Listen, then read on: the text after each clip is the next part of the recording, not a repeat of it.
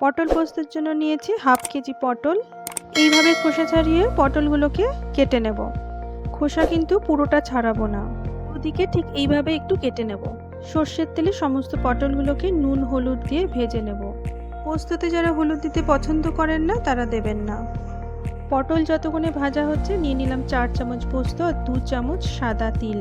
পোস্তের দাম একটু বেশি, তাই পোস্তর সাথে একটু সাদা তিল মেশানো যায়, আপনারা চাইলে এটা স্কিপ করতে পারেন। দিলাম হাফ চামচ গুঁড়ো শুকনো লঙ্কা। পটল ভাজা হয়ে গেলে বেটে রাখা পোস্ত তিল দিয়ে দিলাম। একদম লো ফ্লেমে 10 মিনিট চাপা দিয়ে রাখবো পটল সেদ্ধ হওয়ার জন্য।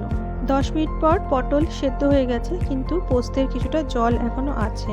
স্বাদ অনুযায়ী চিনি দিয়ে এবার একটু ফ্লেমটা বাড়িয়ে পোস্তটাকে ভালো করে শুকিয়ে নেব। পটল পোস্ততে পোস্তের পরিমাণ একটু বেশি লাগে। রেডি হয়ে গেল পটল পোস্ত।